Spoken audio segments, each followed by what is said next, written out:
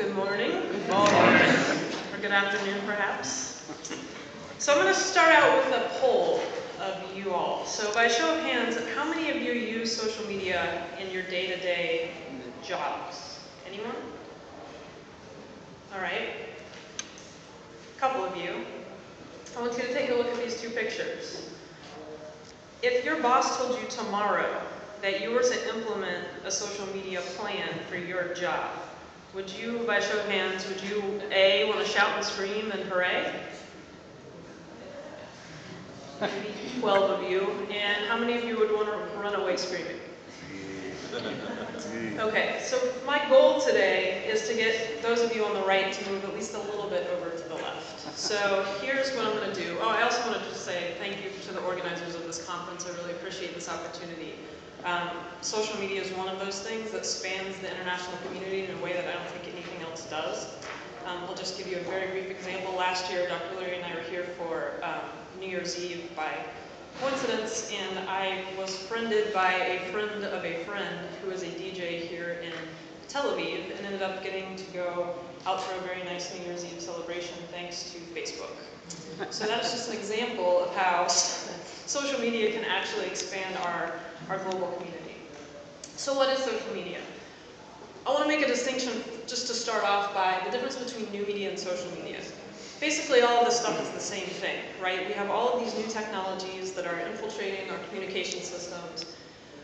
New media, I think, includes things like text messaging, RSS feeds, video capabilities, GIS technology. Social media is a part of new media, which are those things that add that social component in.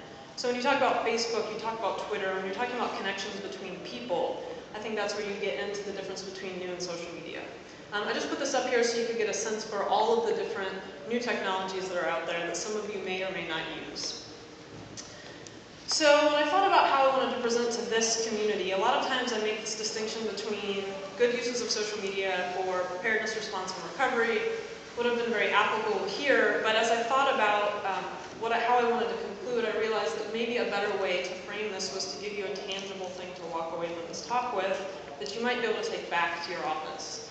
So when you're thinking about the use of social media and the reason I did this is because a lot of you are physicians, some of you are in emergency management, some of you are EMTs, we're sort of all over the map in this conference. So I think one thing we can all ask ourselves is, what are we trying to achieve with the use of social media? There are three different ways you can think about this. So social media can give you information. It can be an input in of information. You want to learn something new from whatever stakeholder group you have. So one example of this would be surveillance. So you can use social media to actually get early situational awareness on events, which we'll talk about in a minute. Output. So the other way people often think about using social media is pushing messaging out to whatever population that you desire. Public messaging. The third is networking. So this is the social aspect, right? Connecting people together. Ultimately, my hope is that we can use this technology to build community resilience. So we're going to go through some examples of these from recent events. So hopefully you'll walk away with this having a better understanding of what I'm talking about. Twitter, by show of hands, how many of you know what Twitter is? Okay, good, but I'm not going to explain it. So one way that Twitter has been used for early situational awareness, Craig Fugate, the administrator of FEMA, uses social media a lot in his line of work. And during events, he will often go to Twitter to find out what's happening on the ground. So this was an example of a gas explosion that happened in San Bruno, California. He wanted to know, the minute he heard it, could he reasonably predict that they were going to need a federal response or not? He did a Twitter search, and he predicted that they would not, based on the information he was receiving from Twitter. It turned out in the end he was correct. The information he was receiving off of Twitter was an appropriate use at the time. Now there are some problems with this technology, which a lot of people ask about. Well, how do we know this information is valid? How do we know that we can rely on this information for good decision making? The answer is, I don't know. We don't know that yet. There are a lot of technologies out there trying to figure out a mechanism for us to better have better confidence in these kinds of technologies. But I will say that a brilliant thing about social media is that there's an industry out there who wants to be making money off of this. And so if we push these problems out to industry, industry is often going to come back to us with an answer without us having to spend any money in the front. A second way that social media has been used for surveillance has been in this program called Health Map. This basically takes searches, international newspapers, television programs, and is starting to now search Twitter feeds, Facebook posts to try and predict disease, to have early situational awareness on disease. What this group does, they're out of Harvard, they've created these algorithms, they pull up key terms that indicate that there might be a spike in a certain kind of illness. They did this for H1N1, and then they actually map where those cases are occurring. This is becoming easier and easier. I think probably all of you might have one of these smartphones, and maybe what you don't know is that every time you take a picture, send a tweet, post a Facebook message, embedded in that message is a ton of information about where you are, what time it was, and as this technology develops, it makes doing mapping a lot easier. So here's one example of how you might use social media to have better visibility on what's going on across the world and disease pandemic. And one of the things that was very interesting is they went back and verified their information with the CDC's surveillance mechanisms and found that they were actually predicting H1N1 2 weeks earlier than the CDC information was, and that it was essentially accurate throughout the pandemic. One point I want to make here is social media is a tool of surveillance. I'm not suggesting that we throw out all of our traditional surveillance systems and use Twitter to figure out what's going on across the world, but I do think we need to think about supplementing our current tools for situational awareness with social media. Public messaging. Here's one you probably know the most about. You might be a recipient of it, you might be someone in your office who pushes this stuff out. This is all over the place already. Here you see local agencies are using Facebook, using Twitter. The CDC has now started a text app which allows them you can go and sign up on the CDC website if you want to receive CDC information, and then when they are pushing this messaging out, your phone receives the text. This program on the far right is, I think, where we're moving towards, which is a program called Boxcar. And Boxcar is one of many of these applications where you can send out a singular message that will actually push information to all of those things. So if you're the CDC and you want to push out information about H1N1 vaccine, this program allows you at one click of a button to send it to Facebook, Twitter, LinkedIn, all of those various social media components without having to do that on an individual basis. One thing I think, a mistake that's often made by people who are trying to be users of social media is that we have this tendency to want to control messaging, right? I know in our agency, at least, to get a message out the door is a very laborious process with lots of steps and lots of clearances, and we want to be able to control whatever that message is. The thing I love about social media is that the users really control it. So I would encourage you to leverage social media. Look at the way that your stakeholders use social media and engage with them in the ways that they use it. Instead of trying to force upon them, we are going to message to you using text messages and you are going to like it and you're going to sign up for it. And instead say, okay, so here's the population I'm looking at, what kinds of social media do they use, then integrate yourself into that process.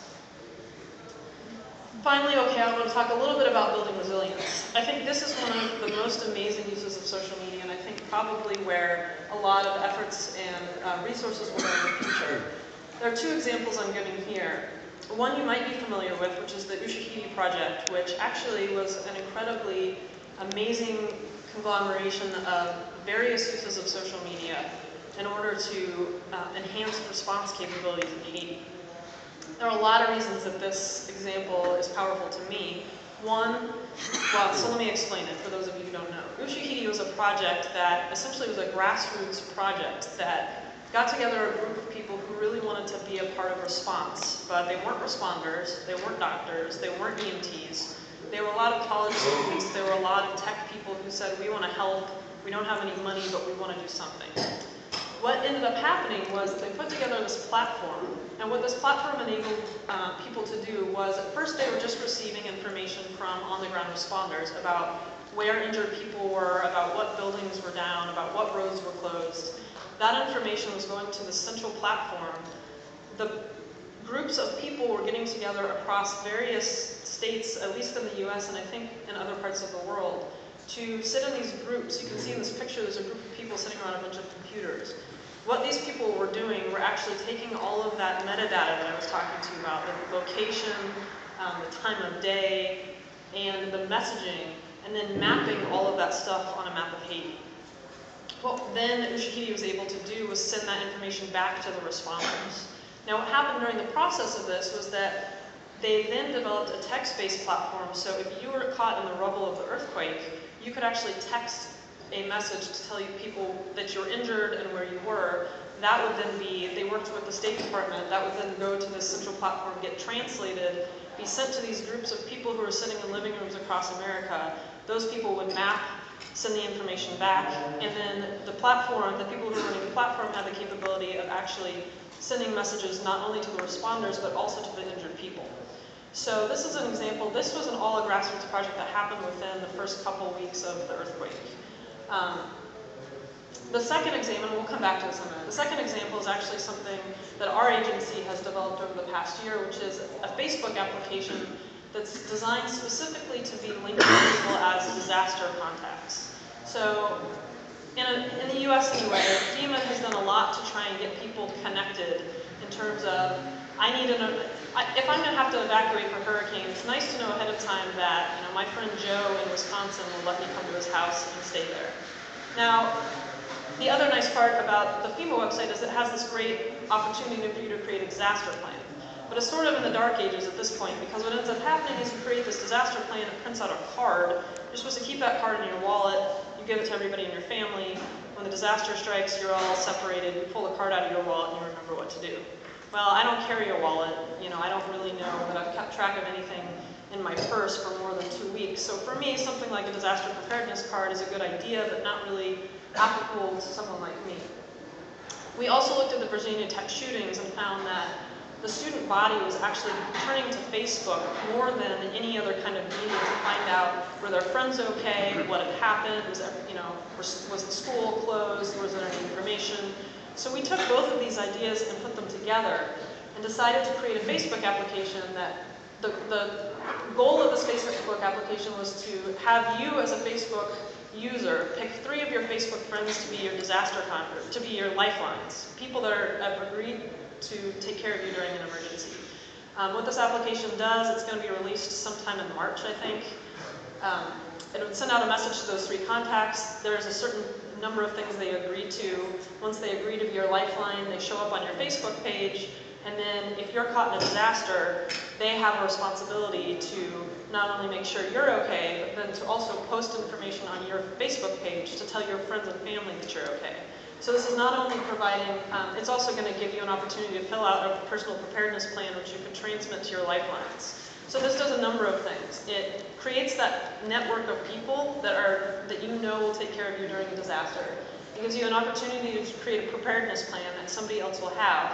But it also provides this platform for your friends and family to come and check to see if you're okay, like we did in the Virginia Tech shootings, which actually, if you think about it, one of our biggest problems in a disaster, right, is that communication systems get overwhelmed.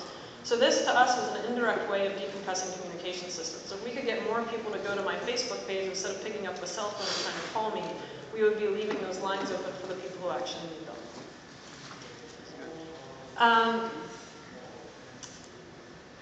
The goal of this bottom part is to say, I think one of the often mistakes we make is to think that, okay, Ushahidi worked really well in Haiti. That means that we should standardize it and make it an operating procedure within our SOC and our JIC for the next emergency. That's a great idea until the next biggest and best innovation in social media comes along, and we've spent all this time and money setting up this platform that is now obsolete because the technology is no longer relevant. So I think this is one of the challenges with social media that I think everyone needs to recognize from the get-go, which is, again, instead of trying to control what we're doing, I think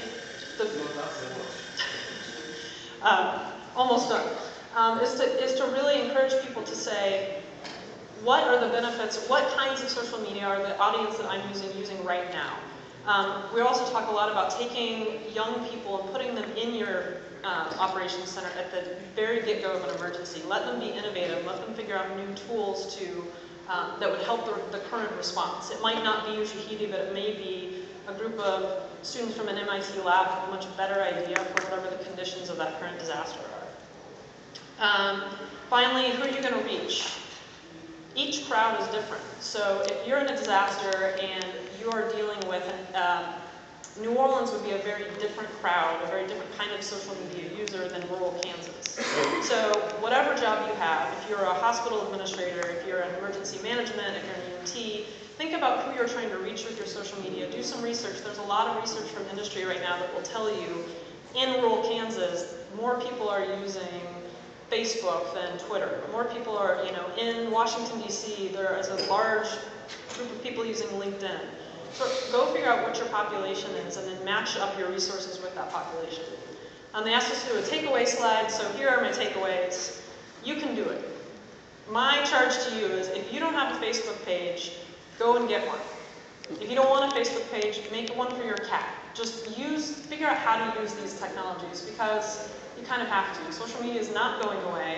If you're of a generation that didn't grow up with it, that's unlucky for you, but it doesn't mean that ignoring the fact that it's emerging technology is not going to be helpful in the end. And so should everyone else. Social media should not be something that gets stuck in your communications department. Everybody in your organization should be knowledgeable about the use of social media. Good ideas come from all places. If we don't encourage that kind of environment, it's going to be stuck as a communications tool, and I think that's not the right way to go. And it's something that we have to do every day. So if you're going to create technologies that you think people are going to use in a disaster, they've got to be things that are used on a day-to-day basis. And we say this all the time in what we do. Same thing is true with social media. If you want to create a social media application that's really useful for what you do, try and think about the ways that the people that you want to be using this social media application, what do they do on a day-to-day basis anyway? I check my Facebook page every day. So if I'm one of the people you're trying to reach, doing something on Facebook is probably a more logical step than doing something else. Social media is like a toaster oven. So my mom grew up, she's pretty good at using a toaster oven because she used one every day of her life. 13-year-olds, their toaster ovens are social media. I mean, however many of you have kids know that your kids probably spend more time on their smartphones, Facebook, whatever, than they do using the toaster. So the goal here is to say, bring in the youth. If you look at leadership right now, a lot of them are of a generation that are not familiar with these technologies. We really have to get young people in our operations centers, in our training facilities, to be the ones who are doing the innovative thinking. Lose control, leverage instead. Forget about trying to control social media. Let the users control it. Let's figure out how to best support what practices they're using. And my final point is to say best practices. We have this theory, I think, in government, at least in the US, that a best practice is something where you identify a really good solution, then you implement this process so it can be a standardized procedure. Best practices for social media are a little different because if you make use of Facebook your best practice, and a year from now Facebook becomes obsolete because there's this mega Facebook that incorporates Twitter and Facebook and video technology and picture technology and all of these things, you've now wasted a lot of resources. So be flexible, take the lessons that we learn from each disaster and figure out how we can apply those to future disasters, but don't get stuck in that mindset of sort of traditional risk communications mindset of that we can create a process and then funnel through messaging on a consistent basis. The bottom is the summary: identify your objective, know your audience, leverage and innovate, be innovative. And if I haven't convinced all of you, I'm going to play a very short video that hopefully will convince you of the value of social media for day-to-day healthcare and response.